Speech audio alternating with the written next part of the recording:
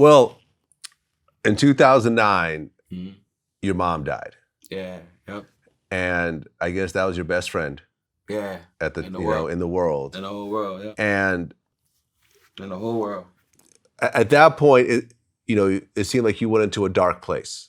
Yeah, I did. And I guess you had 2 kids a month apart.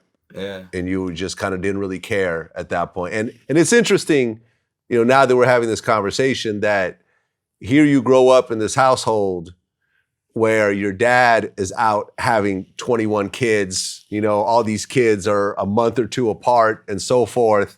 And this is something that messed up your own life. And I started. And you turn around and this, you kind of repeat the cycle once again. And I did. And that's what happens, bro. And it's so funny because that's how the shit works, bro. That's how. And then when I noticed it, I'm like, damn. Once I got to 3, I got 3 children by 3 women. I'm like, damn. As much as I resent this guy, seems like I'm following in his footsteps.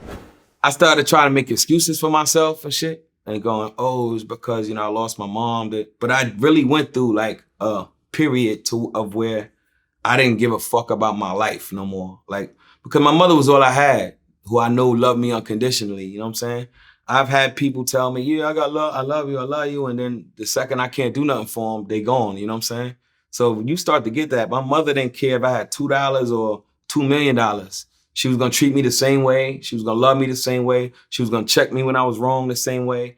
And I knew that all came from a place of love. You know what I'm saying? So when I lost her, I felt like I lost everything I had. So I went right back to my old ways, fucking around, drinking every day, getting drunk in a club, throwing bottles at people. I going to the point I was fucking in a club every day, drunk, fighting, like I was, and this is during the Saigon shit. Like I had a deal and I was fucking up and I kind of pretty much threw everything away. And I started to, like I said, I'm the most condomist using this nigga in the world. I'm super condom guy. Like I've been with a girl for 9 months and used condoms the whole fucking time. You know what I mean? And I'm out slinging dick, like slinging raw dick. Like I really was playing Russian roulette with my life. And it's like, that's how I ended up in this situation with, these women with my children being so close together. And luckily for me, I got that shit snapped away. And I heard my mother's voice and she's like, okay, you made a mistake. Now go fix it, motherfucker. You know what I'm saying? Because these kids are here now. You can't turn around and be like, damn, I fucked up and act like they're not here. You know what I'm saying? Well, yeah, because I think around that time, you end up being on Love and Hip Hop. Yeah, and yep. I remember during the whole reunion, things got kind of emotional, and you were like, I think you're talking about your kids' mothers. You're like, I don't care about none of these bitches, or something like that. Yeah, man. And you know what? And I remember me and Mano had an interview around that time, and I'm like, yo, it hurts me to see Saigon on Love and Hip Hop. Yeah, and he's like, why? I'm like, because the way he's acting out right now is not the Saigon that I know. This is not a good look for this dude who I fucked with for a lot of years. It was a horrible look. And it was partially my fault because I gave them the content, but they also had it out for me. Because during that reunion, they didn't air it, of course, but if you ask Joe Budden, who was on that season? Rich Dollars, Joe Budden, Tahiri, you ask anybody, you ask the producers or anybody, I stood up and said, this is the problem with this fucking show. Yo, y'all marginalize us. Anything we do that's fucking positive or in a good direction, y'all never show it. All y'all do is show us making us look fucking stupid. I don't want to sit there and argue with this girl. I don't want to argue with this girl, but she won't let me get a word out because every time I'm saying something true, she cuts me off. So I'm sitting there going, okay, I'm going to let her speak. Are you going to let me speak when it's my turn? Yeah. Okay. Say everything you want to say. And then she'll talk. I'll be like, you done? Yeah. Okay, let me say my point. When I met this girl, cut me off. You know what I mean? So I'm like, yo, can you fucking stop? So now, all they used was me telling the bitch, yo, shut the fuck up, man. Like, let me get my chance. They editing game is to make you look fucking stupid. And I told people that, and they'll do it to certain people. They'll never do it to Yandy because her and Mona are like this. They'll never do it to Papoose and Remy because they know Remy will probably go in there beating bitches up. You know what I'm saying? So they'll never make Remy look stupid. They'll never do that. But they'll do it to me because they go, oh, fuck him. He's expendable. And they made it to seem to look like I said something was wrong with my son. I said, yo, my son's 18 months old. How the fuck would I just said he's not speaking. And my daughter, who's 19 months, she speaks. I think it would be cool if we check it right now. They twisted this whole shit and like, yo, something might be wrong with this kid, this. And I'm like, see, anything for some drama. And I quit. I quit in the middle of the season. They begged me to finish the show out. And this girl was like, fuck it. I'm gonna do whatever I gotta do to be on this show. She started trying to date other rappers. You know what I'm saying? This is how far she wanted. Word, man. And to this day, I don't fuck with this girl. To this day. She was willing to go on the show with any other rapper who was willing to do it to continue the storyline. They just didn't want it. They didn't want her without me. So it was like, but in my mind was like, we're up here with our son. What was that gonna be like? There was people showing up on the show who I never met in my life, never met me, talking about how bad of a person I am. I never met this person in my life. Yo, I told you about this. I'm like, what do you know me from? And they was like, fuck it, we don't care. We'll find anybody.